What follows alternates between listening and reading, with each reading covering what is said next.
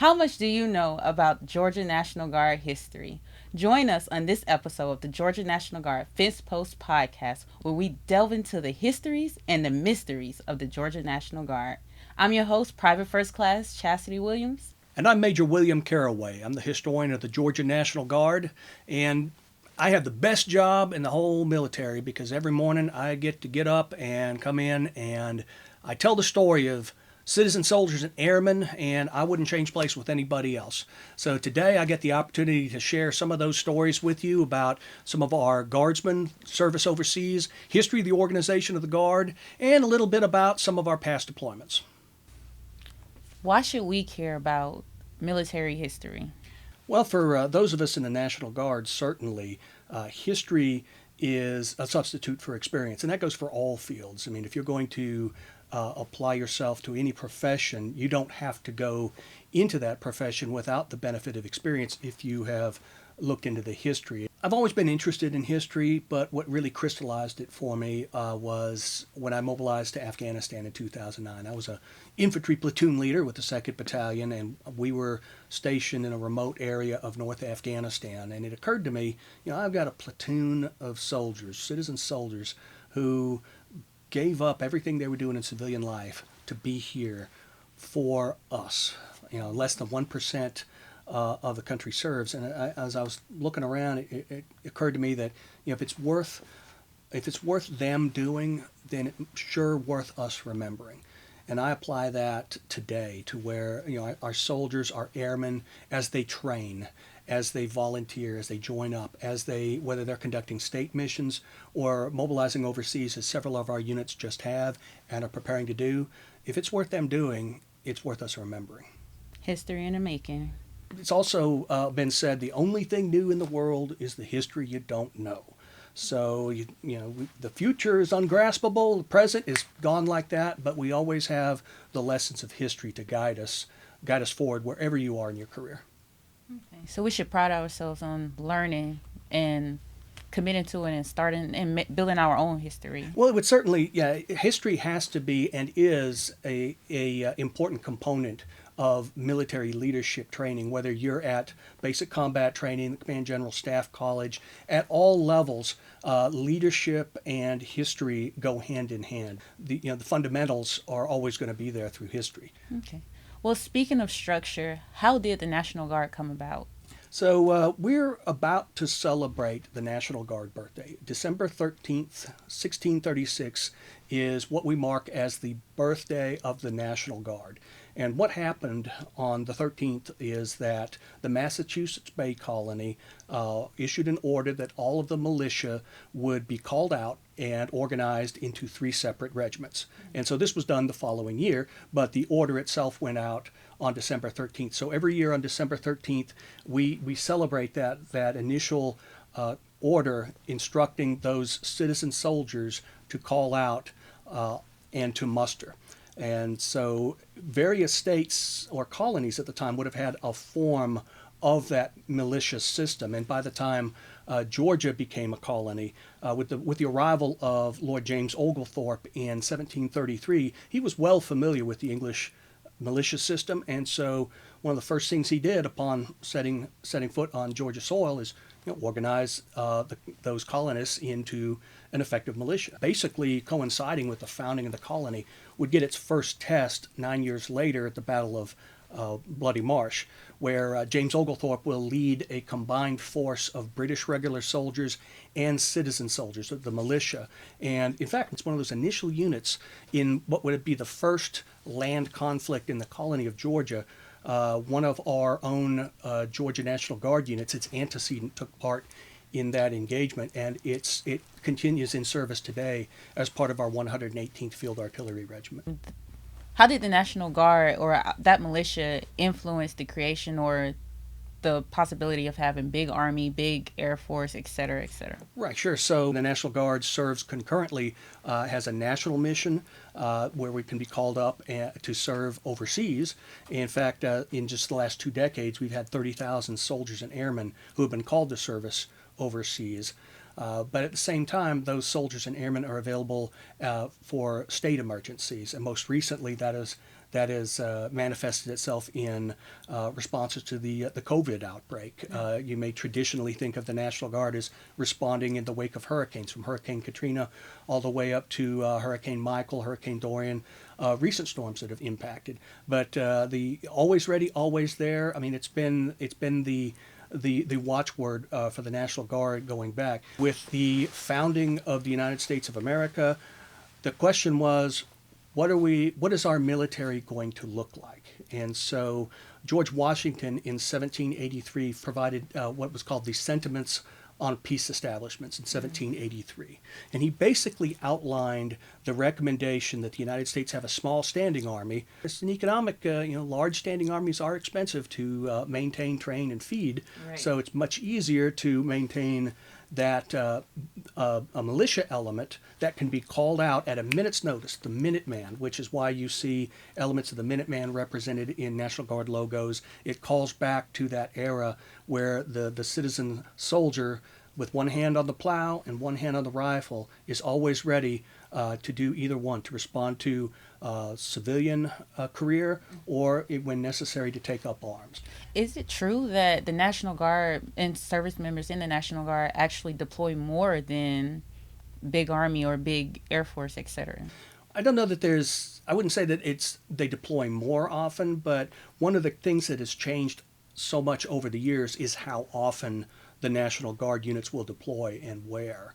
Because if we go back to the early days of the militia, we had the small standing army, and so the small standing army was not large enough to handle larger conflicts. And so when the need arose, the federal government or the states could call out those militia elements. And one of the cases that happened, War of 1812. Once again, our 118th Field Artillery Regiment that had fought in the Revolutionary War, they were called out again for the War of 1812. In fact, they're one of just 24 National Guard units with a campaign streamer from the War of 1812. But by the middle of the 19th century, the Macon Volunteers, which had been organized in 1825, they were called to service for the Seminole War, and they were organized, mustered in Macon, and they mobilized, traveled to Picolata, Florida. They were engaged during the Seminole Indian War, and they would return and be mustered out. And the Macon Volunteers continues in service today as the headquarters company of our 48th Infantry Brigade Combat Team. So how are we mobilizing today? So the way a mobilization will work today, for a federal, like an overseas type of mobilization, right now we have several hundred soldiers and airmen mobilized overseas, and they're right now supporting missions in support of all of our geographic commands. So geographic combatant commands from the Pacific to Europe, all across the globe. And the way that'll happen is there will be a notice come down that a given unit with a given mission will be required, and then that National Guard unit will train up, be prepared for the deployment cycle, and when the time for them to mobilize comes, off they go. Where it was not just, the National Guard is deployed. No, it was part of the expectation, because we make up a large portion of a lot of the military capabilities. In the Army, particularly a large portion of our logistical and transportation capabilities is resident in the reserve component. And fundamentally, I'm infantry, and infantry fights, but the infantry isn't going to do much fighting for very long if they're not adequately sustained and provided with supply. And so the National Guard plays key roles all across the military roles, from infantry, the 48th Infantry Brigade Combat Team, support elements, the Georgia Air National Guard with their ability to transport supplies globally, and that has been the case for decades. It hasn't always been the case. The modern, and when I say modern, let's just say that from September 11, 2001 forward, we have had our units have mobilized with the mobilization cycle. The 48th Brigade, I believe, is on their fourth have deployed 4 times overseas. Several of the Georgia National Guard units and soldiers and airmen have mobilized. I mean, Georgia Air National Guard has been mobilized continuously with their J-STARS mission. They have flown the J-STARS mission, which is just wrapped up, but they have flown that for more than 2 decades. I think it was something like 14,000 sorties. Unique mission. There's no one else in the military, National Guard, Reserve, Air, whatever, that's flying that mission, and that's all been resident here in Georgia. So you look at the state of the National Guard today, and it's almost unfathomable to look back and consider what a mobilization might have looked like. Consider the Spanish-American War as an example, 1898.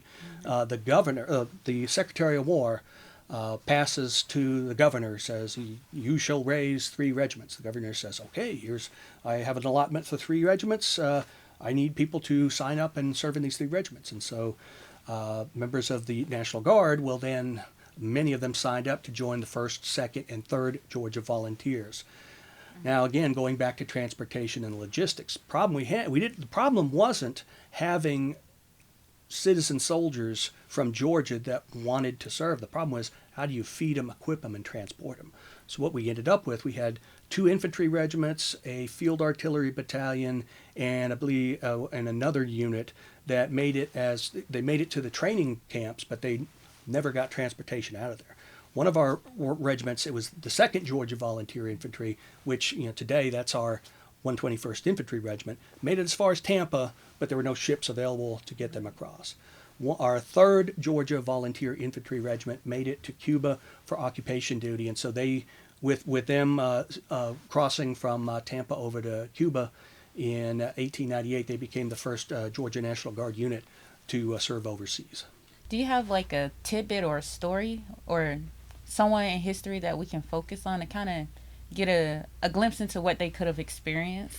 It's one of the ones I always kind of come back to is a soldier by the name of Robert Gober Burton. And I transcribed about 360 some odd letters that he had written during the war. So I really got to know Robert Gober Burton pretty well from his letters home describing his experiences in World War I. So I would say to me, he really epitomizes what the National Guard is all about. It's every single person in the National Guard, Army National Guard, Air National Guard, they have other things to do outside of military service, be it going to school, continuing their civilian career, but at the same time they've raised their right hand and sworn to defend the Constitution and the people of the United States of America and the citizens of Georgia, be it a time of national or local emergency. Since you've had the chance to kind of get to know Robert a little personally, more than we have, and we got a glimpse of his insight and his story, how can we learn from that? How can the National Guard, how can we take his experiences or take the history and move forward with it? I'm glad you framed the question that way, because you have to look at history not just as an aggregate of units, but also the individual soldier experience. Because here's 2nd Corps, here's such and such Corps. Well, all of those corps or divisions were composed of individual soldiers or individual airmen, and all of their ability on the battlefield was determined by how much can I carry, how much did I have to eat, what is my morale, how do I feel about being here. We can look at what happened to this company of soldiers that swore into service in 1898 and then were mustered and sent to Tampa, where a bunch of them got typhoid because there weren't any ships to be able to get them further on. We can look at the soldiers of the 31st Division and the train-up process and how long it took to get them the necessary supplies, get them the shipping, get them registered and ready to deploy for World War I. We can look at World War II, where we had close to 6,000 Georgia National Guard soldiers mobilized. And that's another difference between how mobilizations are done now versus then. I mean, we don't have a general mobilization. We have a unit mobilizes here. Like we'll have a military police unit. We'll mobilize, go over, do a military police mission, come back. Well, in World War II, if you were in the Georgia National Guard, you were mobilized September 16, 1940. Some of the other units would come later on. But the basic idea was, okay, you're in the National Guard, you're available for federal mobilization, and this is the time when we need you. And so close to 6,000 citizen soldiers in Georgia answered that call. World War II was also when we got our first air element, really the forerunner of the Georgia Air National Guard. And that would be the 128th Observation Squadron, which was formed up here in Georgia. They were originally an anti-submarine unit that operated here out over and flew anti-submarine missions over the Gulf of Mexico before they were converted, redesignated, and sent to Europe, where they flew B-17 bomber missions over Europe. And so from that post-World War II reorganization of the Georgia National Guard, you had all of these soldiers and airmen coming back with this combat experience. So the notion that, the National Guard, oh, it's just a bunch of, they don't know what they're doing. Well, we have that you go back to that biography of when the Georgia National Guard reorganized in 1946.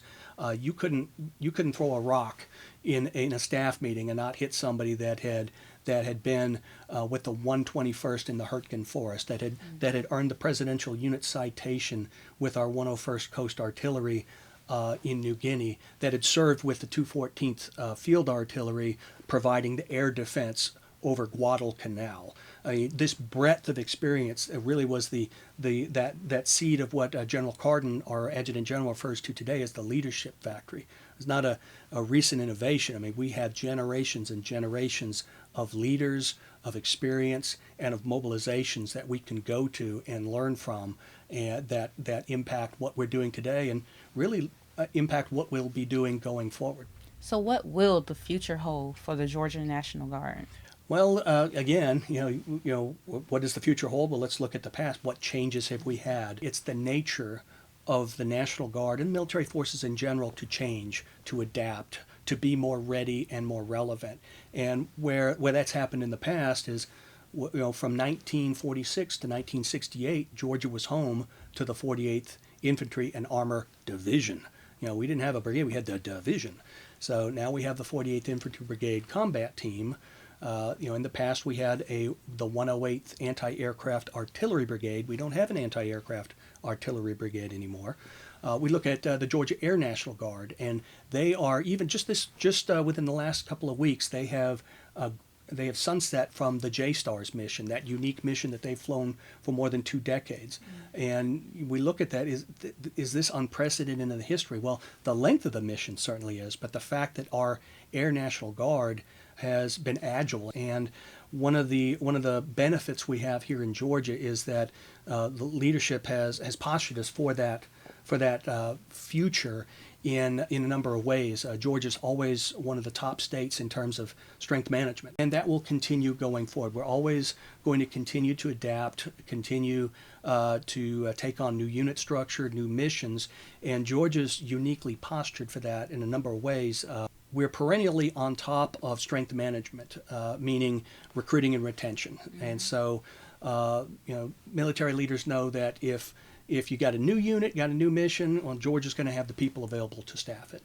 We also have regularly rotated. Some of the most experienced combat leaders, are in leadership. You got folks that, again, from the past 2 decades, we're very similar in that regard to where we were post-World War II, with all those seasoned platoon, company, and battalion level commanders, and on the air side, those squadron commanders and so forth that had served in World War II, had years of combat experience. Well, you look through the echelons from folks coming in today, being part of continuing overseas deployment, to the top of the ranks where we have, from the adjutant general, the commanding generals, all the way down, have commanded those units and deployed and mobilized overseas. So we've got a depth that we probably haven't had in a long time. I'd hold the post-World War II, any post-war generation up with our current generation as far as its readiness, but where we have the current advantage is that a unit mobilizes today, it comes back, it doesn't have to undergo a lengthy reorganization process. So it seems Georgia, or the National Guard in general, has a history of fostering and being able to have adaptability, priding their soldiers on being representatives of the community, as well as being a representative of the Georgia National Guard, both on the air side as well as the Army side. Yeah, and that adaptability and that dual purpose mission, state and federal, has served us well over the years. Thank you for joining us on this episode of the Georgia National Guard Fence Post podcast. And thank you, Major Carraway, for sharing and being here with us today. Thank you for having me. Real quick, where can we find more information? So, best way to find us, we do have a Facebook page, facebook.com/GA Guard History. So, Guard History. And that is the landing page where we'll post our blog stories, photographs. We got an online image album with about 1,200 images on it, stuff from the 1700s all the way up to what happened yesterday. Thank you, Major Carraway. And we will definitely check out the link to the Facebook. Also, make sure you like, share, and subscribe. And we drop a podcast every first Friday of the month. So be sure to check it out.